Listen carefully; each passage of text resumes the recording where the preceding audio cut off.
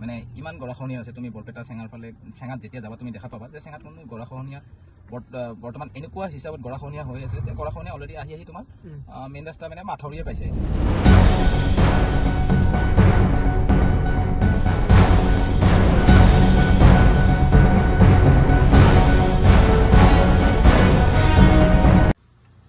হয় চাওক, এতিয়া আমাৰ মাজত আছে ৰাইজৰ দলৰ যুৱ বাহিনীৰ কাৰ্যকাৰী সভাপতি মেহবুব আলী।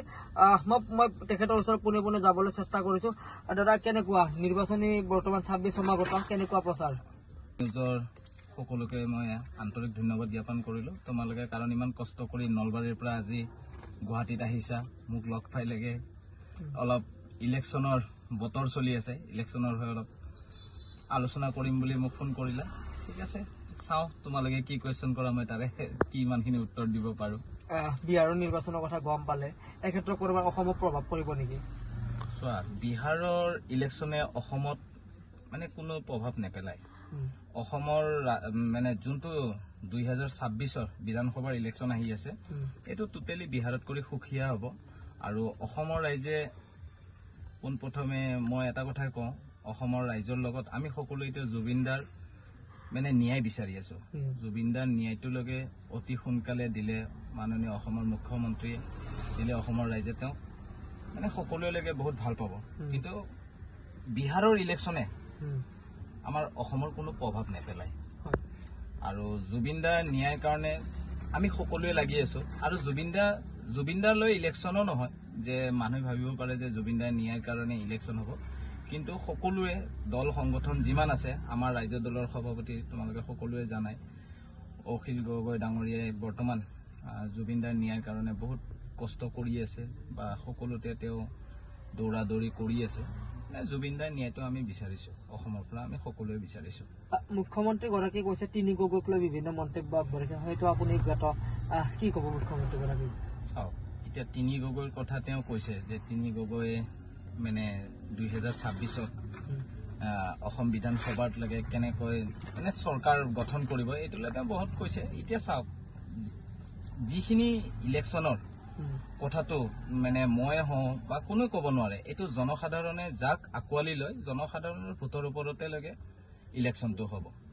মই সেইটো ক'ব নাযাওঁ যে চাহেলৈকে জনসাধাৰণে দেখিয়ে আছে যে এই বিজেপি গভৰ্ণমেণ্টখনে কি কৰি আছে, কি কৰা নাই, কিমানখিনি মানে কৰিব লাগিছিলে, কিমানখিনি কৰিছে, এইটো জনসাধাৰণ দেখিছে। সেইকাৰণে জনসাধাৰণৰ ওপৰত ভিত্তি কৰিয়ে অসমত 2026 ইলেকশ্যনটো হ'ব। যিহেতু আপুনি বৰপেটা এটা বিশেষ সমষ্টিত আপুনি প্ৰায় আপোনাক দেখা পোৱা গৈছে, চৰ্চাৰ মাজলৈ আহিছে, সেই সমষ্টিৰ পৰা আপুনি চিনাকি মুখ এখন হ'ব বিচাৰে নেকি? চোৱা, মই একচুৱেলি মই বৰপেটা ডিষ্ট্ৰিক্টৰ ক'ব গ'লে মই তত্ত্বাৱধায়ক হিচাপে বৰপেটা ডিষ্ট্ৰিক্টত আমাৰ যুৱ বাহিনীৰ পৰা দিছে এইটোৰ কাৰণে। আৰু মই চেঙাতলৈকে গৈ আছো যে ইলেকশ্যন খেলিম বুলি নহয়, সংগঠনটো যিমান পাৰোঁ মজবুত কৰিবৰ কাৰণে আমাৰ সভাপতিয়ে সকলোকে দায়িত্ব দিছে। এইটোৰ কাৰণে মানে মই বৰপেটাত গৈ আছো, ইলেকশ্যন খেলাৰ কাৰণে নহয়। বিৰোধী ঐক্যমঞ্চ গঠন হ'ল, যদি চেঙা সমষ্টিটোৰ পৰা যদি ৰাইজৰ দলক যদি কোনোবা যদি প্ৰাৰ্থীৰ তালিকা দিয়ে, প্ৰাৰ্থীত্ব যদি কাৰোবাক প্ৰদান কৰিম বুলি ভাবে বিৰোধী ঐক্যমঞ্চে, তেতিয়া আপুনি সেই আশাবাদী হয়নে নহয়? তেতিয়া আপুনি এই প্ৰত্যাহ্বান সন্মুখীন হ'বনে নহয় যে আপুনি দাবী উত্থাপন কৰিব যে ময়ো এজন প্ৰাৰ্থীকাৰী?